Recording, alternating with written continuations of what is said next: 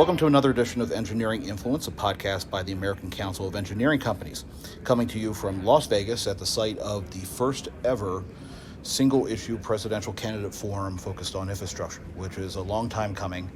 And we're joined with a number of the presidential candidates, Vice President Biden, Senator Klobuchar, Tom Steyer, and Mayor Pete Buttigieg. And I'm very, very pleased to be joined by Representative Dina Titus, who represents Clark County in the U.S. Congress.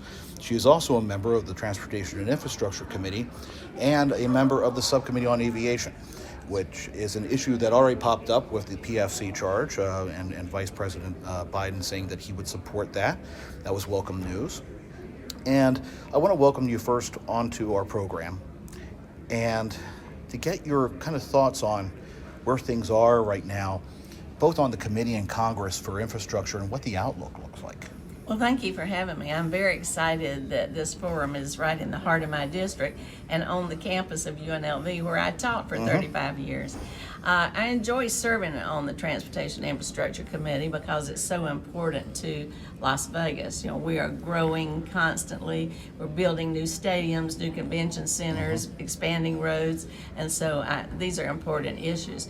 On the committee right now, just recently, Chairman DeFazio has released a draft. And that's what they're calling it. It's not legislation yet, but just to get the ball rolling on infrastructure. When the president first took office, he was talking about infrastructure. He promised $3 trillion. It's gone nowhere. So now we need to really get down to the nuts and bolts of it. And of course, the big question is, how do you pay for it? Absolutely. That's the big question. And there's been talk all over the place. I mean, a lot of the states, over 30 states, have taken it upon themselves to address user fees. There's talk about VMT. There's talk about the bridge to that next funding scheme. What are your thoughts on that, the best way to address the actual revenue stream going into the Highway Trust Fund? Well, you've got to raise the gas tax. That hasn't been done since the early 1990s. And then you have to trigger it to increases that go in effect automatically. The state of Nevada did that. You did that here in Clark County, and it wasn't a political issue because people know we need infrastructure. So I think you look at that, but that's not enough with so many electric cars and also with cars that are getting better mileage. We've got to figure out a way that all users can contribute. That's a really good point, because something that a lot of people might think about is that when they see a Tesla on the road, they're not paying into the user fee. Exactly. And it's an interesting thing. It was brought up in the last Congress about how do you capture that. I remember Chairman Schuster put out that draft proposal where it was talking about capturing some of those free riders on the system, I guess you could say. On the Republican side, there's always been that feeling of saying, okay, well, gas tax is a third rail. With so many states, and Nevada included, taking action on their own, do you think there's any crack in that argument, that saying that no, it's actually not a political third rail, the movement to where we have to address those revenues? Well, I think you do have to, and it can be a combination of things. It would be interesting if we had earmarks again, because that might incentivize some of these Republicans to vote for gas tax. Everybody likes to cut a ribbon and hand out a check, and if you make those where they're transparent and only go to public entities so the whole system can't be abused, that might be a way to move this ball forward.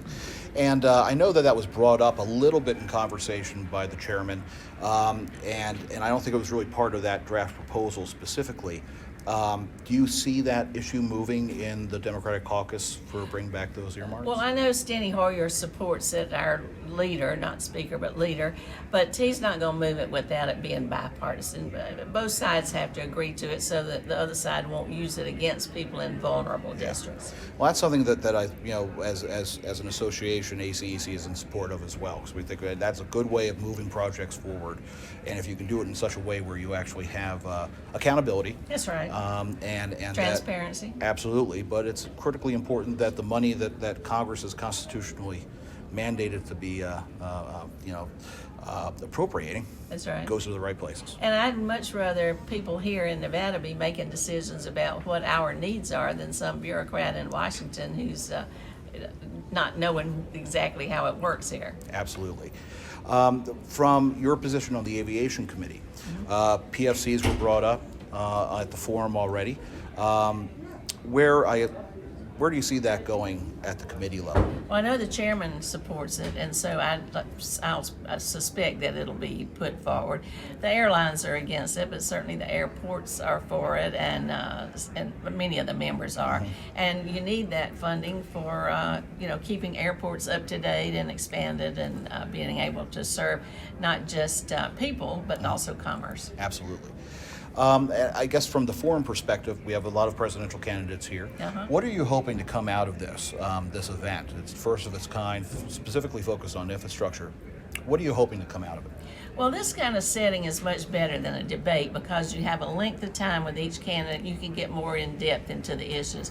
In a debate with a bunch of people on the stage, it's just hit or miss. So I think there'll be some pretty serious discussion about infrastructure.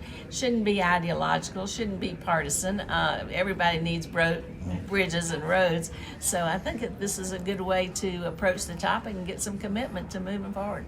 And I know that you're short on time, so I just wanted to kind of end it out by saying if you have a message for the engineering community in Nevada and of course in Clark County, anything that you want to say to them? Well, they're a vital part of certainly any kind of infrastructure, whether it's water pipes or highways or railroads. You talk about railroads, we want a speed train from here to Southern California. I learned early on you don't just talk about shovel-ready projects, you talk about pencil-ready, and that's where the engineers come into play. Well, thank you so much for joining us. I really appreciate it. Good luck today and, of course, back in Congress, and look forward to a very successful legislative session. Well, thank you, and stay in touch with me as this moves forward through the committee. Absolutely. Thank you.